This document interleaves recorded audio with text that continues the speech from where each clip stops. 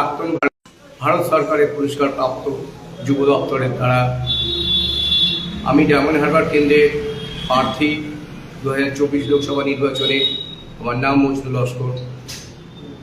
আমি আপনাদের সামনে ঘোষণা করছি, আমাদের মূল লক্ষ্য হল 2024 লোকসভা নির্বাচনে বুথের মানুষ নির্ভয়ে বুথে এসে তার পছন্দের প্রার্থীকে যাতে ভোটটা দিতে পারে। আমি আইএসএফের প্রার্থী বলে আমাকে দেবে এমন কোনো কথা নয়। কথা হলো বুথের মানুষ নির্ভয়ে তার পছন্দের প্রার্থীকে যাতে ভোটটা দিতে পারে, অর্থাৎ free and fair election. Bharat একটি বিশ্বের বৃহত্তম গণতান্ত্রিক দেশ, সেই দেশে যেন নির্বাচন সুষ্ঠু শান্তিতে হয়।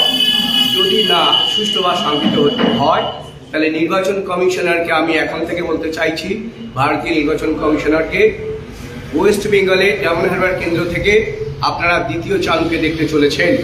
যদি পুলিশি সন্ত্রাস, তৃণমূলের দুষ্কৃতীদের সন্ত্রাস যদি না রুখে দিতে পারেন, মানুষের স্বার্থে গণতন্ত্রকে যদি রক্ষা করতে না পারেন, বুথের মানুষ যদি বুথে গিয়ে তার পছন্দের প্রার্থীকে ভোট না দিতে পারে, এরকম পরিবেশ যদি সৃষ্টি করতে না পারেন, আমি কথা দিচ্ছি আমি উলঙ্গ হয়ে আপনার নির্বাচন কমিশনারের সামনে গিয়ে আমি আবেদন করব।